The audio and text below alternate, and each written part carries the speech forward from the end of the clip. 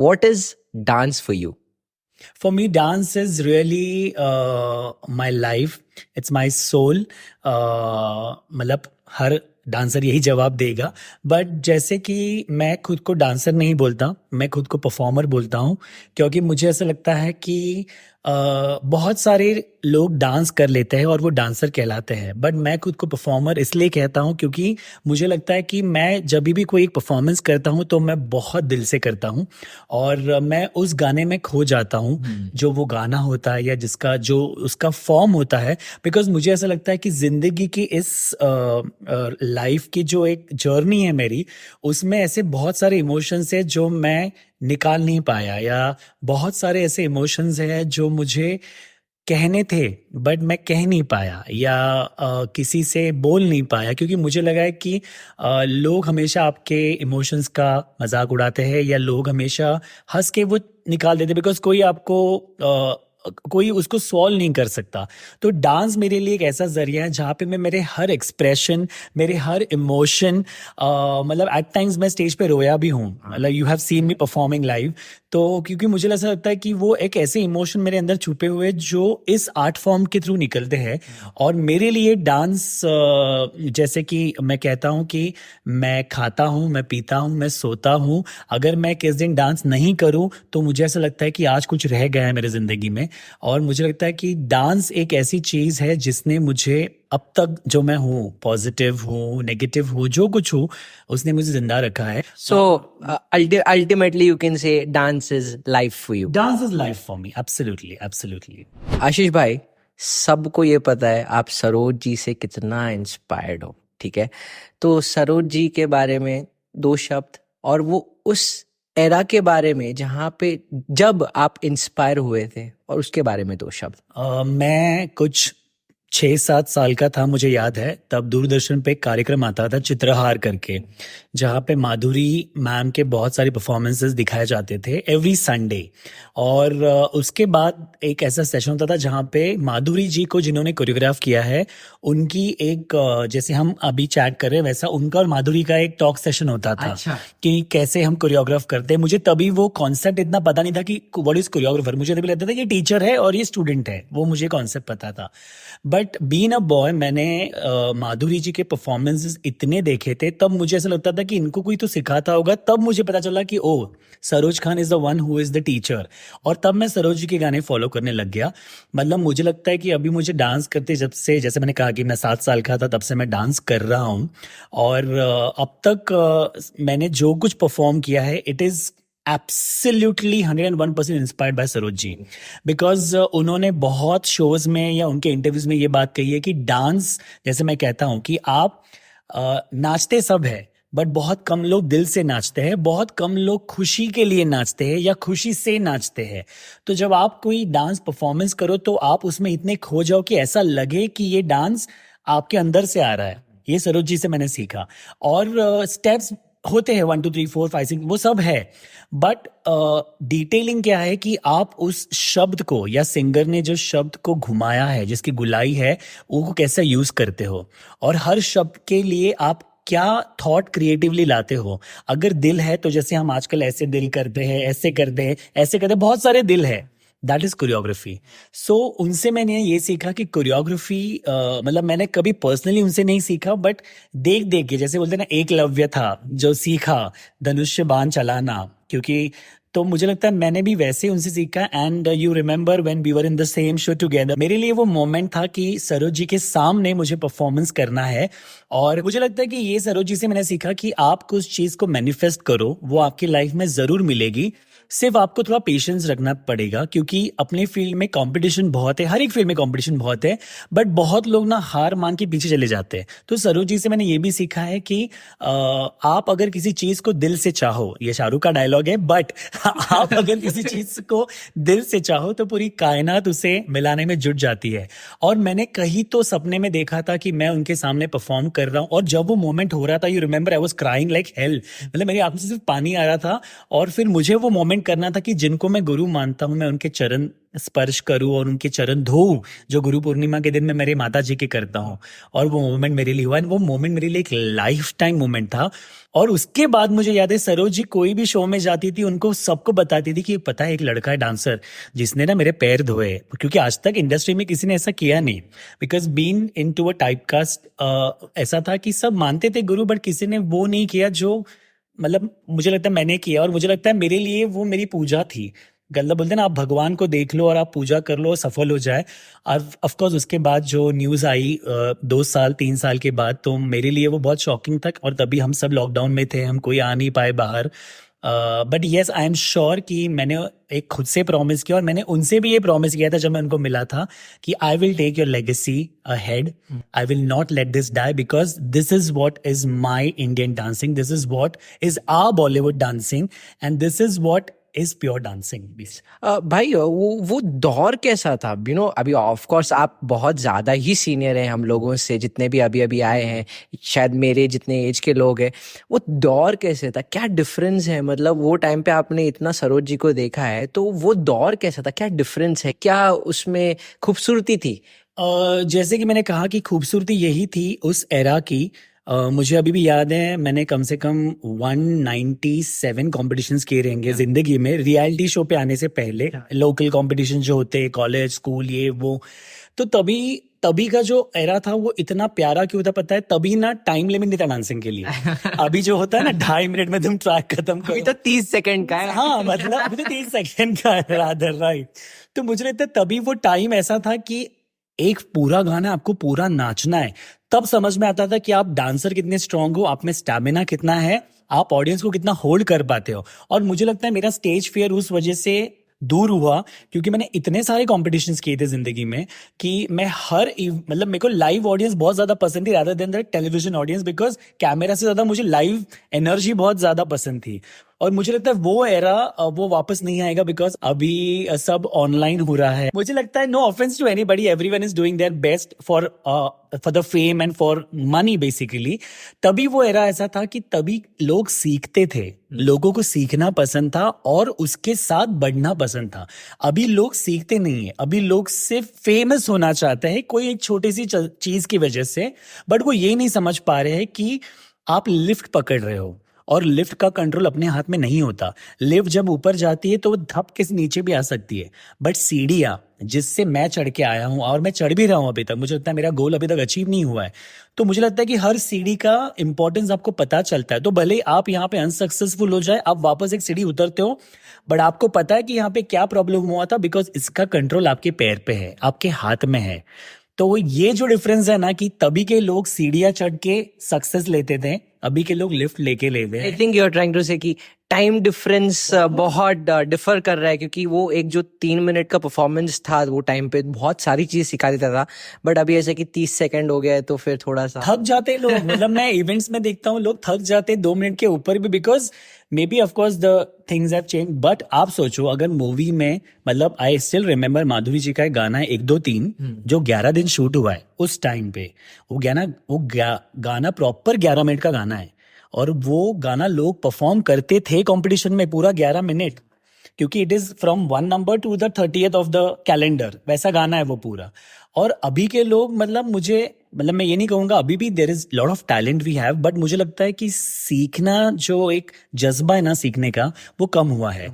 और जिस वजह से मेरे को थोड़ा बहुत बुरा लगता है कि मेरे जैसे ही बहुत सारे लोग जिन्होंने इतने साल स्ट्रगल किया है इंडस्ट्री में to achieve something, to make a mark on something, to make their own different styles, आज वो लोगों को वो नहीं मिल पा रहा है, बिकॉज मे बी वो समझ नहीं पा रहे कि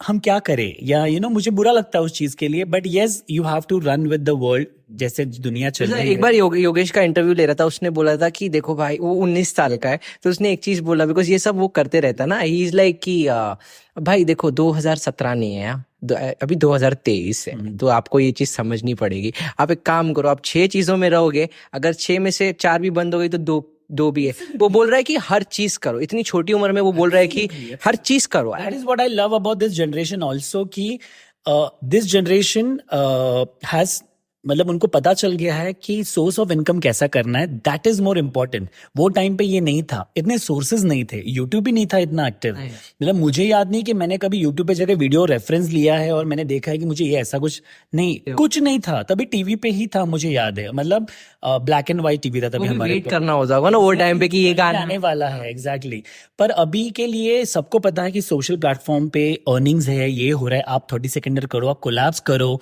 ये सारी बहुत चीजें आ चुकी है। एंड आई एम हैप्पी कि बहुत सारे लोग जो सीनियर लोग हैं वो भी ये कर रहे हैं, which is making a point that we are also still in the market. Like master ji के, गणेश आचार्य जी के भी खुद के अपने रील्स होते हैं। It is fun to watch because I have seen him so many years performing and he's still the same. But we can say this for sure, right? Art stays, trend fades.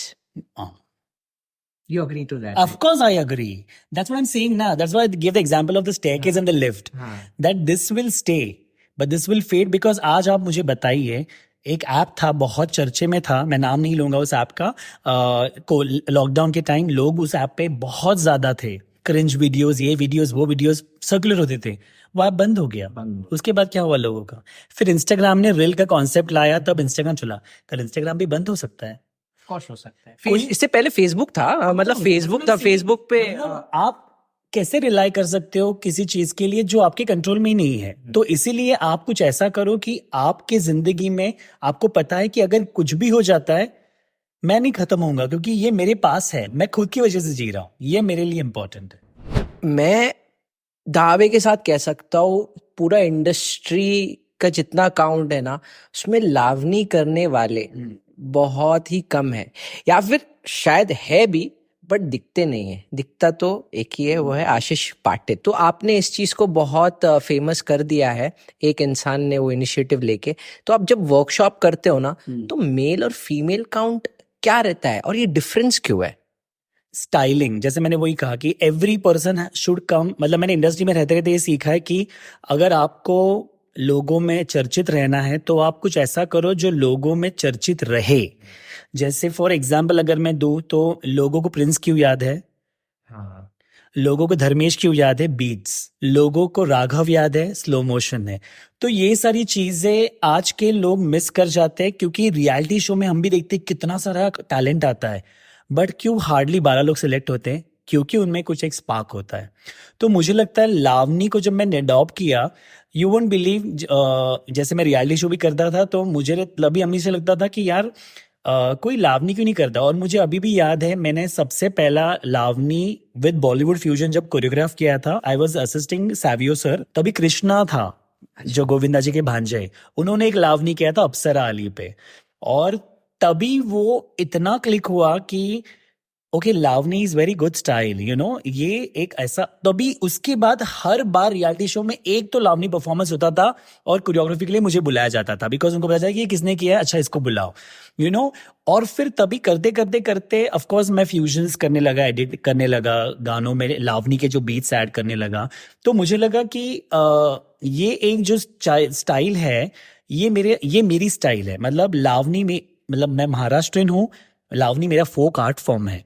तो अगर मुझे मेरा folk art form जिंदा रखना है तो मुझे इसको किसी के साथ मिश्रित करना ही होगा, जो मैंने किया बॉलीवुड सॉन्ग को लेके, लावनी का बीट्स लेके, पर मैंने परफॉर्मेंस लावनी ही किया, बट गाना बॉलीवुड था, इसलिए उसको नाम दिया गया बॉली लावनी बेसिकली। और ये भी हो जाता है ना भाई कि आप जब वर्कशॉप्स लेते हैं तो मेल और फीमेल लोग ज्यादा आते हैं, मेल काउंट कम है। And even in the industry when ever this performance और समथिंग लाइक दैट, बहुत ऐसे मतलब मेल ने अगर लावनी परफॉर्म किया तो आप मतलब मेल हो के मतलब लावनी किया तो माय गॉड, अभी वो चीज लड़की कर रही है तो वो बहुत नॉर्मल। तो ये डिफरेंस क्यों है? वर्ड सबसे वर्स्ट चीज यही है कि जो लोग ये बोलते हैं ना एज ए जज पैनल, भाई मुझे बहुत ही बुरा लगता है या मुझे गुस्सा आता है, क्योंकि हमारी डांस का जो भगवान है नटराज, वो अर्धनारी है, वो अर्धनारी नटेश्वर है, उसमें स्त्री और पुरुष दोनों का मिलन है।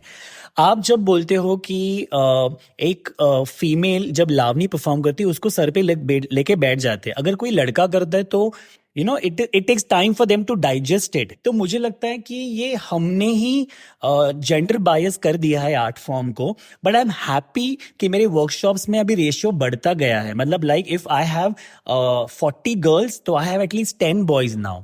पहले तो लड़के ही नहीं आते थे, बट मुझे लगता है कि ये चेंज मैंने लाया है और ये चेंज के लिए ही मैं काम कर रहा था इतने साल। तो मुझे लगता है ये वर्कशॉप्स करने का पॉइंट ऑफ व्यू भी मेरा वो है कि आप वर्कशॉप्स में आओ। मैं पर्सनली 2 दिन जाता हूँ वर्कशॉप में, आप मेरा कोई भी वीडियो उठा के देख लो, असिस्टेंट के बिना मैं वर्कशॉप करता हूँ, क्योंकि मैं चाहता हूँ कि जो मैं सिखाता हूँ वही बच्चे सीखे और वो मेरे जैसा ही नाचे, क्योंकि तभी ये मेरा स्टाइल आगे बढ़ेगा। और आज मैं बहुत खुश हूं कि हर कंपटीशन में, हर रियलिटी में बॉली लावनी परफॉर्मेंस किया जाता है विद प्रॉपर साड़ी, विद गजराज and proper that nose ring, and I am happy that I was responsible to bring that change. लोगों को समझना चाहिए कि ऐसा कोई नहीं होता कि ये मेल फॉर्म है या फीमेल फॉर्म है, वो तो ये है ही। ऐसे ऐसे ऐसे कर रहा है तो मतलब हाँ ये तूने मतलब ऐसे कर दिया। आर्टिस्ट मुझे लगता है ये मानना ही नहीं चाहिए कि ये लड़का कर सकता है, ये लड़की कर सकती है। एज एन आर्टिस्ट मैं सब कर सकता हूँ। ऑफकोर्स स्टाइल को लेके बॉडी लैंग्वेज चेंज होती है ना।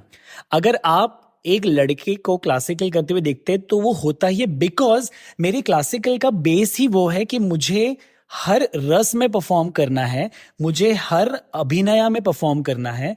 मेरा हर परफॉर्मेंस में मुझे एक नायिका करके एक पार्ट होता है क्लासिकल फॉर्म में, वो मुझे सीखना पड़ता है। It is in the syllabus only. So जब आप ये सीखते हो तो अगर मैंने कहा कि एक नायिका है तो नायिका क्या क्या करती है, सो मुझे लगता है कि ये लोगों को जानना बहुत जरूरी है कि आप कोई भी फॉर्म करो, ऑफकोर्स उसका बॉडी लैंग्वेज आपके बॉडी में आएगा, इस पर इसका मतलब ये नहीं है कि आप वैसे हो गए हो। For example, it is a taboo कि अगर कोई मेल क्लासिकल परफॉर्म करता है तो ही बिकम्स अ गे और he is gay, and if a girl performs in hip hop style और something, she is a tomboy. मुझे तेरे को सच बताना, मुझे ये अभी तक नहीं समझा है कि पेरेंट्स लोग अपने सपने बच्चों पे क्यों डालते हैं। तुम उसको पहले एक्सप्लोर तो करने, तो उनको क्या करना है। आप डालते हो आपके बेटे को बॉलीवुड क्लास में, बट अगर बेटे को कुमार शर्मा को देख के कथक करने की इच्छा है तो क्यों नहीं करे। थोड़ा ऑफकोर्स सोसाइटी का इशू है, बट मुझे फिर यही मुझे मैं ये लाइन बोलता हूँ लोगों को कि हमारे पास ना पढ़े लिखे अनपढ़ है, कि इतना हम पढ़ते हैं, स्टडी करते हैं, तो मुझे लगता है कि ये नॉलेज ना स्कूल में देनी चाहिए। आज हम इक्वलिटी की बात करते हैं तो आप सबको इक्वली ट्रीट करें, आप अपने बच्चों को भी ये सिखाएं। तो it is the society who is responsible for example, मुझे सोसाइटी ने बताया कि तू अलग है, पर खून तो मेरा भी लाल है, कुछ अलग तो नहीं निकल रहा है मेरे खून से। आज अगर मैं किसी को ब्लड डोनेट करूं तो वो ब्लड चढ़ाया जाएगा या ये बोला जाएगा कि नहीं वो लड़की जैसा डांस करता है उसका ब्लड मत चढ़ाओ इस पे, होगा ऐसा? नहीं होगी। That is my point. Tell me, एक मेजर प्रॉब्लम जो डांस इंडस्ट्री में है, चाहे वो कोरियोग्राफी के साइड हो या आप जब सुपरवाइजर हो, जब आप जब डांसर्स को देखते हैं, परफॉर्मर्स को देखते हैं of the reality show, in the reality show, इस अवार्ड शोज में जब आप कोरियोग्राफी करते हैं, तो ये सारी चीज में एक मेजर प्रॉब्लम बताइए जो आप सोचते हैं कि ये चीज बहुत ज्यादा प्रॉब्लमेटिक है एंड ये चीज ऐसे सॉल्व हो सकती है। मुझे लगता है कि हर फील्ड अपने अपने में उलझी हुई फील्ड है। इट इज़ अ वेब, जहाँ पे आप जाते हो, आप अटक जाते हो, तो आपको ही वो सॉल्व करना है। एंड मैं कोई होता नहीं हूँ बोलने वाला कि क्या होना चाहिए क्या नहीं, बट मुझे ऐसा लगता है कि अगर हर डिपार्टमेंट अपना काम प्रॉपर करे तो प्रॉब्लम्स ही नहीं होंगे। For example, when we are doing a reality show, there is a department called as costume department. Okay, they do their costumes, problem solve, बंदे अच्छे दिखने स्क्रीन पे। There is a department makeup department, they should do their work. There is a creative department who does the creative thought of the show कि ये episode क्या होगा। Okay, there is a supervisor, there are choreographers then who are paid for that.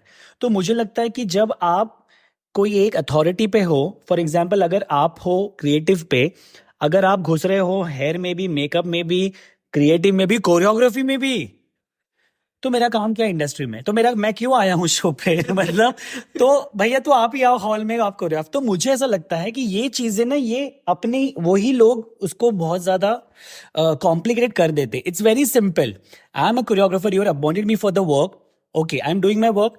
Of course there is a person who has appointed me, if they say कि ये हो सकता है, हम उसको करते हैं।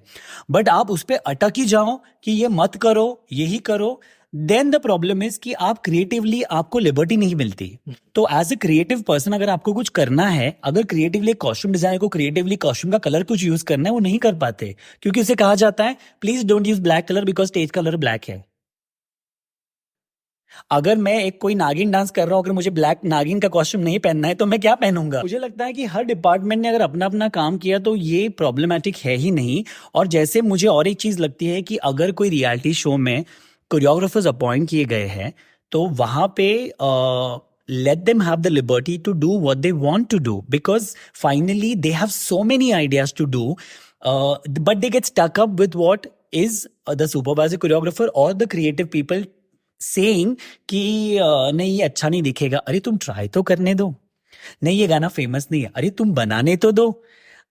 फॉर एग्जाम्पल अगर रील पे कोई गाना आजकल वायरल होता है तो वो बनता है तभी तो वायरल होता है। लोगों को कहाँ पता था कि वो मेरा दिल ये पुकार। एग्जैक्टली वो गाना कितना ओल्ड है, बट सिर्फ वो एक रिमिक्स में आया तो वो ट्रेंड हो गया। तो मुझे यही लगता है कि वो एक्चुअली कोई लड़की ने वो शादी में संगीत में किया, she has become overnight star, that's what I am saying.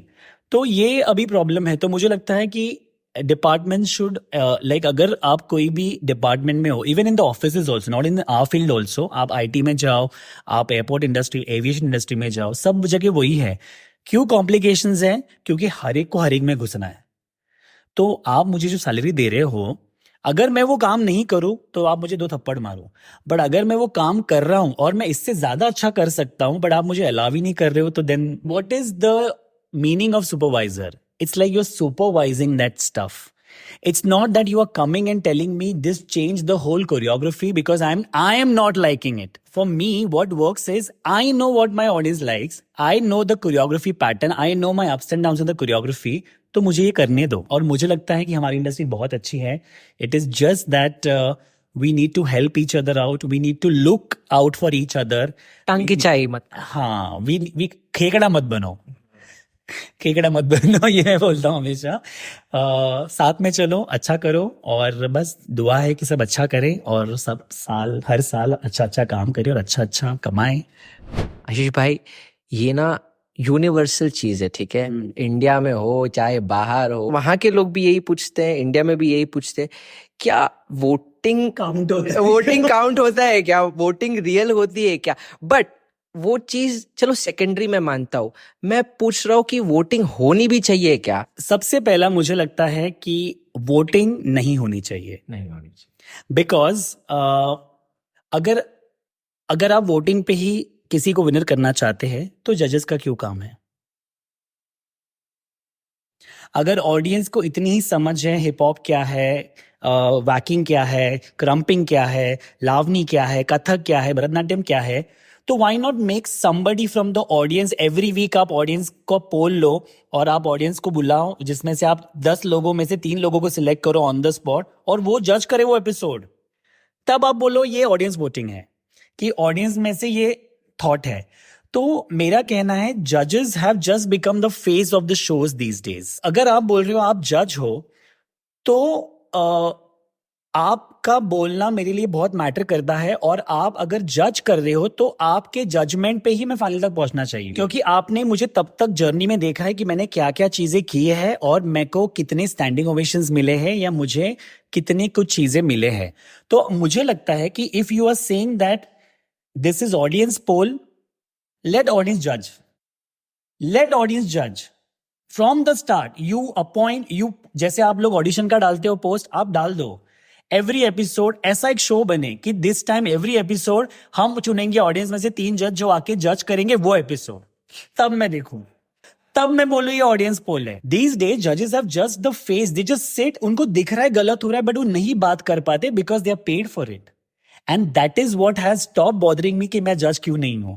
क्योंकि अगर मैं जज बनूंगा तो मैं ऐसा जज नहीं बनूंगा, I will take my stand, भले तो मुझे लाख रुपए कम दो, क्योंकि अगर मुझे मेरा डांस जिंदा रखना है मैं झूठ नहीं बोल सकता। और जजमेंट जजेस का है ही नहीं। अगर जजेस को सब बताया जा रहा है खड़े होने के लिए भी, तो जजमेंट का क्या फायदा? तो अगर आप वोटिंग बोलते हो, मेरे को तो वो मशीन देखनी है जिसमें वोट काउंट होते हैं। ये तो मैंने मुंह पे बोला ही है। मतलब यू वोंट बिलीव, जब मुझे स्टेज पे निकाला गया था फिनाले के दिन, तब मैंने जाके पूछा भी था ये, I would like to know the voting as a contestant, I would like to know the count. मुझे क्या बताया जाता है कि दिस इज कॉन्फिडेंशियल। तो जो मैं मेरा खून पसीना स्टेज पे बहा रहा हूं वो इस कॉन्फिडेंशियल के लिए, मुझे नहीं हक बनता कि मैं जानूं कि जिन लोगों ने मेरे लिए वोट किया है, क्या वो लोग ने सिर्फ पैसे वेस्ट किए उनके? सी आई अग्री, वोटिंग उस लिए भी होता है कि आप ऑडियंस में कितने पॉपुलर हो दिखने के लिए, which I agree, that is audience poll, that's what I am saying, कि आप ऑडियंस पोल रख रहे हो ना कि कौन किस में पॉपुलर है। आप जो उधर स्टूडियो ऑडियंस आते हैं ना, उसमें से भी करो ना, आपके पास बहुत सारी चीजें है, गैजेट्स है, उसमें से निकालो कि आज के एपिसोड का परफॉर्म ऑफ द वीक ये है, तो जो ऑडियंस भी खुश हो जाएगी, यार हमको भी इन्वॉल्व किया है। अब ऑडियंस, आपको पता है आजकल ऑडियंस वोट नहीं करती, बिकॉज उनको पता चल गया है कि जीतना कोई और रहता है, जीतता कोई और है, वैसा दिख रहा है अभी। और जब वो शो भी आप बोल रहे हो, या कोई और शो भी मैंने अभी तक नहीं जीता है हिंदी में, but I am happy because I am doing good. मेरे को लगता है कि more than winning a show, the journey is important, and in that journey जो मैंने हिस्ट्री बनाई है वो लोगों के यहाँ तक है। आज भी लोगों को मेरा अर्धनारी परफॉर्मेंस याद है, शंकर वाला, और मैंने जो रुदुजा ने किया था, हमारा वो लल्लाटी याद है, या जो भी परफॉर्मेंस मैं करता हूँ, इसलिए मैं वो यहाँ से करता हूँ, क्योंकि मुझे लगता है अगर आप बोलते हो कि ऑडियंस को आप पसंद नहीं चाहिए, तो मैं वो उनको ही पसंद आऊंगा। मेरे को जजेस से लेना देना नहीं है। मतलब उसके बाद तो मैंने जितने भी रियलिटी किए ना फैजान, मैं आपको बताऊं, जजेस क्या बोल रहे हैं ना, मैं ब्लैंक रहता था स्टेज पे, क्योंकि मुझे फर्क ही नहीं पड़ता था, क्योंकि मुझे पता है मैं फिनाले में नहीं हूं। But I am still struggling for that process, कि मुझे लोगों तक पहुंचना है। मुझे लोगों तक क्यों पहुंचना है? ताकि लोग मेरे वर्कशॉप्स में आए और मैं बता सकूं कि रियलिटी का क्रेज जो हमारे दिमाग में है कि मुझे ये रियलिटी करना है, मुझे टीवी पे आना है, मुझे ये करना है, भाइयों ये सब ठीक है, पर वो फेम है, उसका यूज आपको करते हुए आना चाहिए, ना कि आपको सिर्फ टीवी पे आना है। So you're an artist who is using this platform like a medium to reach the audience more. Because as I told you, I have done a lot of competitions which was one-on-one with the audience. My audience who love me, my fans who love me, they have seen me performing on a rickshaw stand बहुत साल पहले. They have seen me performing on Ganpati Pandal. They have seen me performing on Navratri. They have seen me performing on what not events. और इस वजह से शायद मेरी fan following अभी भी मेरे साथ है, क्योंकि उन्होंने मेरा जर्नी देखा है फैजान. उन्होंने देखा है कि मैंने कैसा स्ट्रगल किया है, और आज मैं जिस पोजीशन पे हूं, तो मुझे ये रिस्पेक्ट अर्न करने में बहुत टाइम गया है.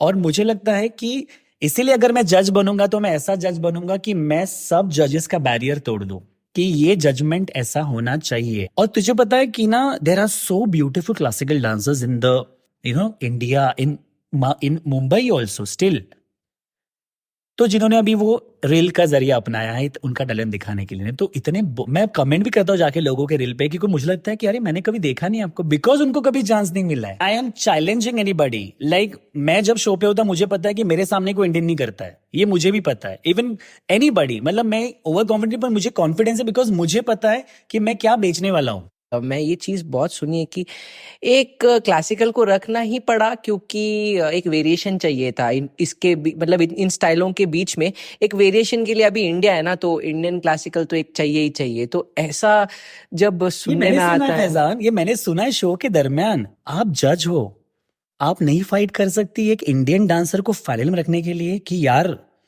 इन्होंने ना स्टैंडिंग ओवेशन लिया है, आप मत जिताओ, but they deserve to be in the final. Then what is the, मतलब फिर अगर आप ये भी नहीं बोल पाते हो, तो आप जज किस काम के? इसीलिए मैंने बोला वोटिंग और जजेस का जो थिंग है. तो अगर मुझे ऑडियंस के वोट पे ही जीतना है, बिठाओ ऑडियंस को. नहीं मैं हर शो जीता तो मुझे बता. ये चैलेंज है मेरा, बिकॉज मुझे पता है मैं कैसे कनेक्ट करता हूँ मेरे ऑडियंस को. मैंने स्टेप से ज्यादा मैं सोल से नाचता हूँ, और मैं यहाँ से नाचता हूँ. मुझे पता है कि तुम्हारा नजर यहाँ से जाएगा नहीं, क्योंकि ये मैंने सीखा है in course of time. How do you feel कि आप एज अ जज नॉमिनेट नहीं हो रहे अब तक, चाहे वो मराठी इंडस्ट्री में हो गया या फिर बॉलीवुड हिंदी में हो गया, तो आप नहीं मतलब नॉमिनेट नहीं कर रहा है. मेरे लिए ऐसा है कि आपको करना चाहिए, एंड आपके साथ बहुत सारे एक्सपीरियंस्ड आर्टिस्ट हैं जो डिजर्व करते हैं. तो क्या बोलना चाहते हो इसके बारे में आप? What is your feeling? See, honestly speaking, being into industry, it's been now 20 years. I'm struggling. I'm still struggling, I can say. And मुझे लगता है कि of course सबके अपने अपने सपने होते हैं. जैसे आपने कहा कि जजिंग के लिए मैं क्यों नहीं हूँ, मुझे भी कभी कभी सवाल पड़ता है ये कि और मैं क्या करूं, बिकॉज जिंदगी में मैंने मराठी में कम से कम 8 रियलिटी शोज किए, हिंदी के पकड़ के ऐसे पूरे पकड़ के तो मैंने 17 से 18 रियलिटी शोज You have किए been you have been contestant, you have been choreographer, supervisor and everything. Back में कितना काम है और सब मतलब सब तो कैसे पर बताओ? मुझे ये लगता है कि व्हेन इट इज अ जजेस panel, of course there are lot of criterias which comes to that, जो लोगों को पता नहीं होती है। एक तो आप कितने फ्रेंड में हो, उसके बाद एक और ही चीज होती है कि आपकी कितनी पहचान भी है मार्केट में, you know, mouth to mouth publicity की। आप कम पैसे में भी एज ए जज बैठ जाओ, बट आपको स्क्रीन चाहिए, ऐसी भी चीज है, ऐसे भी लोग हैं। मुझे लगता है कि इसीलिए मैं उस मामले में अभी ज्यादा सोचना बंद कर दिया। एक टाइम था जब मैं सोचता था, बट अभी मैंने सोचना बंद किया, बिकॉज मुझे लगता है कि उसको मेरी फिक्र है, भगवान को। उसने मुझे एक मौका दिया है, मैं मेरी तरफ से 100% कर रहा हूँ जो मुझे करना है।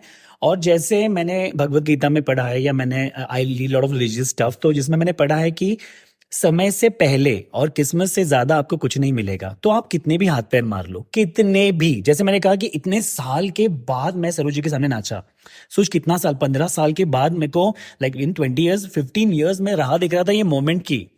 मतलब मैं हर हिंदी रियलिटी शो से आउट हो जाता था, क्योंकि मेरा एक ही सपना रहता था कि मैं जाऊं और मैं माधुरी जी के सामने और सरोज जी के सामने एक बार नाचूं, बाद में मैं आउट हो जाऊं, चलेगा मुझे। बट मैं कभी सिलेक्ट नहीं हो पाया।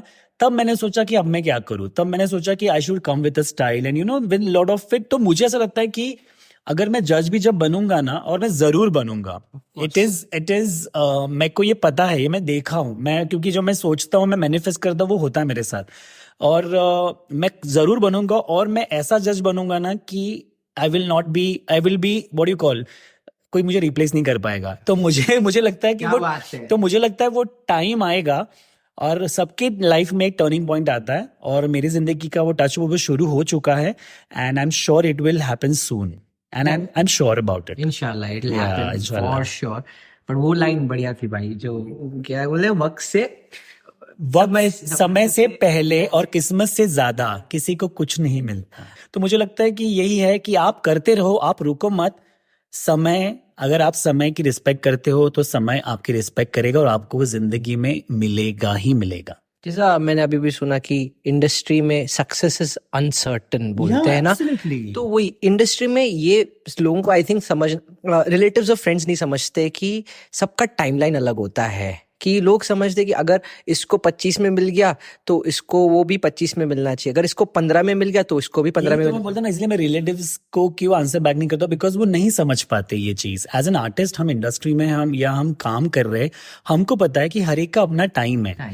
जैसे आज यंगस्टर्स अच्छा कर रहे, अच्छा कमा रहे, इन्फ्लुएंसर्स है, हमसे ज्यादा कमा रहे, good, because they have started knowing the concept of how to deal with things, you know. तो मेरे को लगता है कि यही चीज होती है कि तो समझनी, हम नहीं एक्सपेक्ट कर सकते कोई समझे ये। इसीलिए अगर आप खुश हो, अगर आज आप ये टॉक शो कर रहे हो, आप खुश हो इस चीज से, आपको खुशी मिल रही है कि मैं 10 लोगों के साथ एक्सपीरियंस शेयर कर रहा हूँ, मुझे भी मिल रहा है कुछ सुनने के लिए, देन दैट वाज मैटर, मुझे लगता है। फिर मनी डजंट मैटर। तो आपको डिसाइड करना है, आपको सिर्फ पैसा कमाना है या आपको इज्जत भी कमानी है। दोनों साथ में मिलना थोड़ा सा मुश्किल हो जाता है। आशीष भाई, इतने साल डांसिंग किया है, इतने सीनियर हो आप, इतना कुछ एक्सपीरियंस कर लिया है, क्या अभी भी लोग यानी रिलेटिव्स या दोस्त आके बोलते हैं कि ये बेटर हो सकता था, ये अच्छा हो सकता था?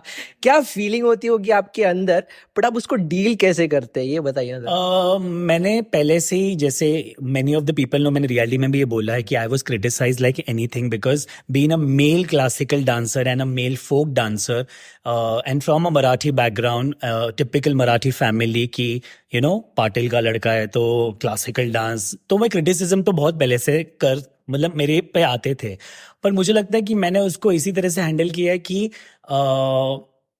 एक लाइन में हमेशा बताता भी हूँ वर्कशॉप्स में भी, और मैं खुद के लिए भी ये फॉलो करता हूँ कि you have to run your own kitchen. और मुझे सबसे बुरा ये लगता है कि कोई भी आर्टिस्ट को तुम्हारे family members, like now I have done so many things, I have my own things, I have my own car, my property, whatever it is, but फिर भी ये सवाल होता है कि अभी क्या कर रहे हो और तुम्हारी सैलरी क्या है, how can you even ask this? Because मैं तुम्हारे घर पे आया हूँ मांगने के लिए नहीं, मैं तो सीधा, मैंने एक बार मेरे पिताजी के सामने किसी को ऐसा बोल दिया था कि आप ना जितना कमाते हो महीने का ना उतना मैं हफ्ते का कमाता हूँ। ये तो मैंने मुंह पे बोल दिया था, बिकॉज इरिटेशन हो जाता है। इसीलिए मेरे को लगता है मैं फैमिली फंक्शंस बहुत कम जाता हूँ, बिकॉज मुझे लगता है कि लोगों को सिर्फ ये जानना है कि मेरे पास पैसा कितना आ रहा है, बीइंग एन आर्टिस्ट। बट उनको ये नहीं पता है कि अभी आर्टिस्ट का लाइफ इतना स्ट्रांग है कि अभी हर एक को आर्टिस्ट बनना है। हर एक रील पे है, हर एक डांस कर रहा है, जो डांसर नहीं है वो भी डांस कर रहे हैं, जो डांसर मतलब जैसे मैंने कहा नहीं है डांस कर रहे हैं, और वो डांस भी सिखा रहे हैं। लोग वर्कशॉप्स ले रहे हैं जिनको डांस का डी भी नहीं पता है, जो अभी अभी इंडस्ट्री में आए हैं मुझे लगता है। तो मुझे लगता है कि ये जो कोई रिलेटिव्स मुझे आके ऐसा बोलता है और मैं किसी की नहीं चलो सुनता। चलो एक इंसिडेंट मान लिया, जैसे अभी आपने कोई मतलब आप किसी रिलेटिव से मिले या दोस्त से मिले, तो ऐसा बोल रहा है कि यार आशीष वो शो में जरा परफॉर्मेंस देखा, पर जो उससे पहले किया था ना वो ज्यादा बेटर था, ये थोड़ा सा मतलब तू समझ रहे हैं ना मैं क्या बोल रहा हूँ, तो आपका रिएक्शन क्या होता? मेरा रिएक्शन, अंदर का रिएक्शन क्या है और बाहर का रिएक्शन? बाहर का रिएक्शन तो मेरा ऐसा होता है, हो yes yes I will definitely try my best, ऐसा होता है। और जैसे मैं घूम जाता हूँ मेरा ऐसा होता है, देखो नाच न जाने आंगन टेढ़ा, जिसको डांस का डी भी नहीं पता है वो मुझे बता रहे। मतलब ऑफ कोर्स आई नो कि फ्लॉज होते हैं परफॉर्मेंसेस में। मतलब my mom is my still a big critics. मतलब अभी भी मेरी, जैसे तू बोल रहा है रिलेटिव ज्यादा, मेरी माँ मेरे को बहुत क्रिटिक्स करती है अभी भी। मतलब मुझे अवार्ड्स मिले हैं, मैं खड़ा स्टैंडिंग ओवेशन मिला है सब। Like the show which we were doing लल्लाटी मैंने किया था, याद है? देखो लोग पागल हो गए थे वो देवी वाला एक्ट देख के, जो अभी भी वायरल है यूट्यूब पे। मतलब मेरी माँ को वो भी पसंद नहीं आया था।